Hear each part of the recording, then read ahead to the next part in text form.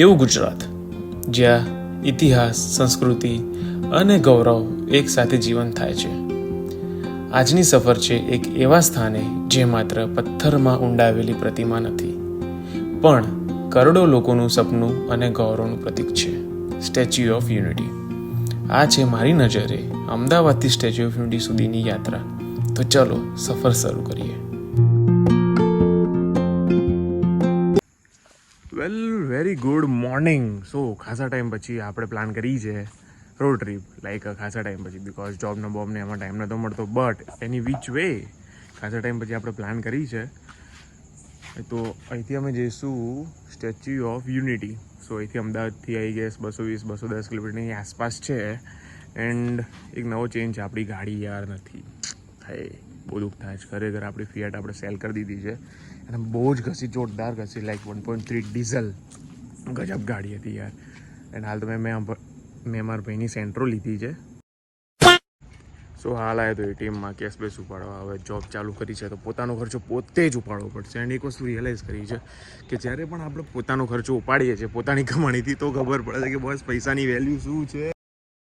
આપણે રુચિન ભાઈને ઉપાડ લીધા છે, અને અક્ષયભાઈ પછી ભાભીને બધા હજુ અંદર છે, અને પ્લસ નેહાંગી પણ આવી જાય. હવે તો આવશે જોડે. નેહાંગી ફર્સ્ટ ટાઈમ આ બ્લોગમાં આવશે, બરોબર. હવે શું કરે છે એટલે આ લોકો, એટલે હું બધું ઉતાવળ કરું દર વખતે, કોઈ તૈયાર જ ના હોય ટાઈમ. ત્યાંથી નીકળતા હતા ખબર પડી કે ટાયરમાં હવા જ ઓછી છે, તો બસ આખા પટ્ટે હવાવાળો સુધી ક્યાંય જ ના મળે. લાઈક સિરિયસલી હવાવાળા ભાઈઓ સવાર ઉઠો, બિચારા અમુક અમારા જેવા હેરાન થાય. એક તો યાર જવું હોય ને.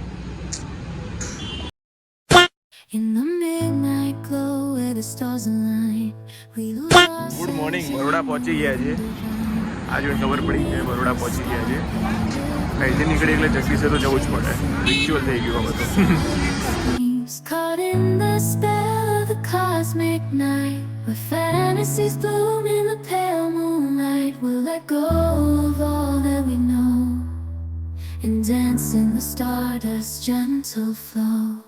Dancing in the stardust, we're weightless and free in a world of wonders. Just you and me, lost in the moment. Our spirits ignite as we twirl in the magic of the cosmic light. Good afternoon. Like અમે પહોંચી ચૂક્યા છીએ હાલ હવે Unity finally. Like આઈટીસીમાં check in કરીને, ખોડિયા રેસ્ટોરન્ટમાં ખાઈને, લાઈક અમારો સ્લોટ હતો 2 થી 4નો, બટ મિસ થશે, તો અમે 3 થી 6માં જઈશું.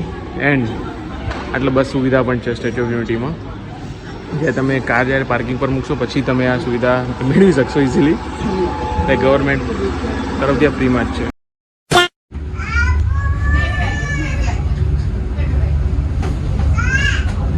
ફાઇનલી પહોંચી ચૂક્યા છે. લાઈક બસ એમને ત્યાં ડ્રોપ કર્યું ત્યાં, બરોબર. ત્યાંથી બસ નીકળીને પછી ચાલતા આટલા આવ્યા છીએ. And here it is Unity. So અહીંથી પેલું જે છે ને, પેલું એ ત્યાં સરદાર સરોવર ડેમ છે. એન્ડ આ યુનિટી સિરિયસલી બહુ જ બ્યુટીફુલ છે. એન્ડ લાઈક વેધર પણ બહુ જ બ્યુટીફુલ છે. એટલે આ ટાઈમે અવાય, બટ ગરમીમાં આવો તો બધું ધ્યાન રાખજો કે સવારનો ટાઈમ લો તો બહુ સારામાં સારું છે, સાંજનો ટાઈમ ઓછો જ લેવાય, કારણ કે ગરમી સખત લાગશે. અમે તો થોડા ક્લાઉડી વેધરમાં આવ્યા છીએ એટલે બહુ વાંધો નથી આવતો, બટ સિરિયસલી આ બધું થોડુંક ધ્યાન રાખવા જેવું છે. એન્ડ મેક શ્યોર કે ઇફ તમે 1 કે 2 દિવસ માટે સ્ટે માટે આવતા હોવ છો તો સ્ટેની વ્યવસ્થા પહેલાં જ કરી દેવી. લાઈક આટલાઈન પણ મળી રહે છે, બટ ઇફ બજેટનું જોવું હોય તો પહેલાં જ અમુક સિલેક્ટ કરીને મૂકી દેવાની, ત્યાં જઈને જ કરી દેવાની બુક, એ વસ્તુ સારું રહેશે. Yes, like what a view, like seriously શું જોરદાર દેખાય છે. લાઈક અહીંથી next level. And what and architecturing marvellous, ગજબ છે. અહીંયા એક મ્યુઝિયમ પણ બનાવ્યું છે કે સરદાર પટેલ વિશે થોડું કહેવામાં આવ્યું છે કે એનો જન્મ ક્યાં થયો હતો, એન્ડ એમને શું શું અચીવમેન્ટ્સ મેળવ્યા છે. અને ભારતને એક કરવા માટે સૌથી મોટો હાથ હતો શ્રી સરદાર પટેલનો. Like next level. ઇન્ફોર્મેશનના હિસાબથી યસ 18માં સ્થાપિત થયું. એન્ડ સૌથી હાઈએસ્ટ છે યુનિટી. જેના પછી આવે છે ચાઇનાનું સ્પ્રિંગ ટેમ્પલ બુદ્ધા, પછી આવે છે જેપાનનું આવે, સોરી આ ચાઇનાનું છે, અને આ જાપાનનું છે, દેન યુએસ, દેન રશિયા, દેન બ્રાઝિલમાં છે. હાની Christian 182 metres. Mind blowing seriously યાર. What a view. અહીંથી આખું સરદાર સરોવર ડેમ દેખાય. સો અમેઝિંગ.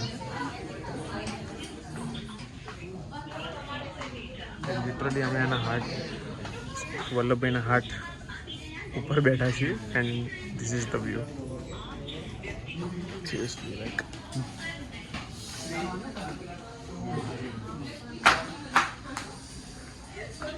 સૌથી ઇન્ટરેસ્ટિંગ છે લાઈક આ સ્ટ્રક્ચર કઈ રીતે આખું બનાવ્યું છે ને બોસે એ શો કર્યું છે.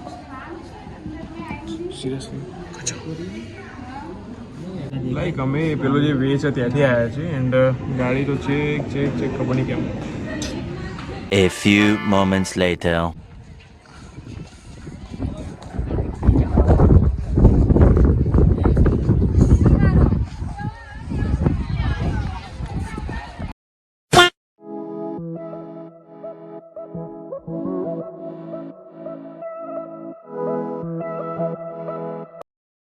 કાર સિસ્ટમ બહુ સારી છે કે લાઈક એક્સકેલેટર સિસ્ટમ પણ બનાવી છે કે જે લોકો ના ચાલી શકતા હોય કે લાઈક અમારા જેવા એ એક્સકેલેટર યુઝ કરી શકે.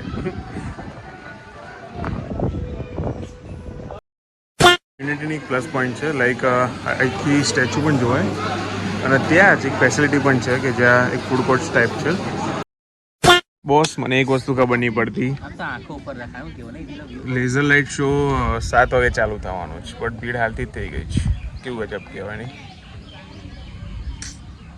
A few moments later. 1857 में अंग्रेजों को ललकारने वाले पहले स्वतंत्रता संग्राम के एक सक्रिय सिपाही थे झवेर भाई पटेल. करमसद गांव के इस बहादुर देशभक्त किसान और उनकी पत्नी लाड भाई के 5 बेटों और 1 बेटी में से चौथे पुत्र थे वल्लभ भाई. बालक वल्लभ ने करमसद के बाद नडियाद से अपनी हाई स्कूल की शिक्षा पूरी की. સિરિયસલી શું વ્યૂ છે યાર. पहल है इस अखंड भारत को श्रेष्ठ भारत बनाने के सपने को સેલ્યુટ છે पूरा करने ગજબ. के लिए લાઈક સિરિયસલી એક વખત एक એક્સપિરિયન્સ કરવું पुकार જોઈએ. है हम सबको एकजुट होने के लिए. A few moments later. Like seriously જ્યારે લાઇટ શો આખો પત્તો હોય છે ત્યારે બસમાં સખત ભીડ હોય છે.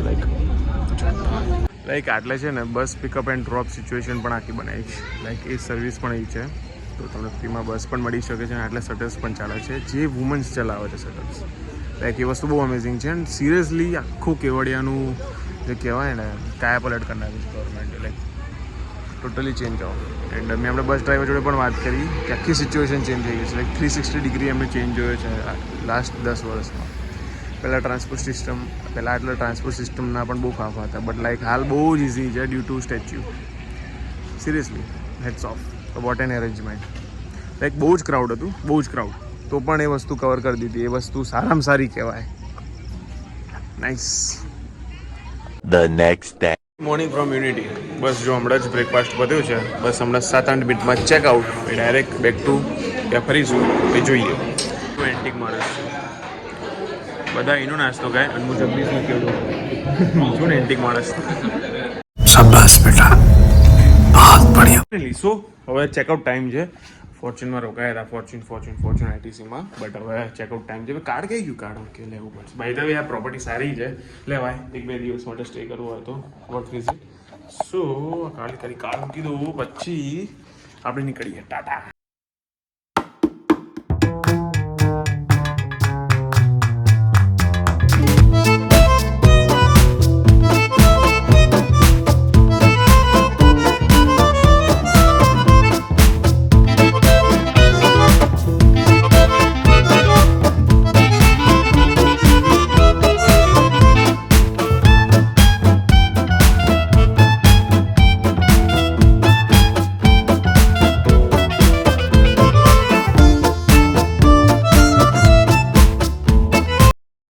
ઓકે સો જતાં એક મંદિર અમે શોધ્યું નથી એકચ્યુઅલી અમને ગૂગલે રેકમેન્ડ કર્યું કે શૂલપાણેશ્વર મહાદેવનું મંદિર છે.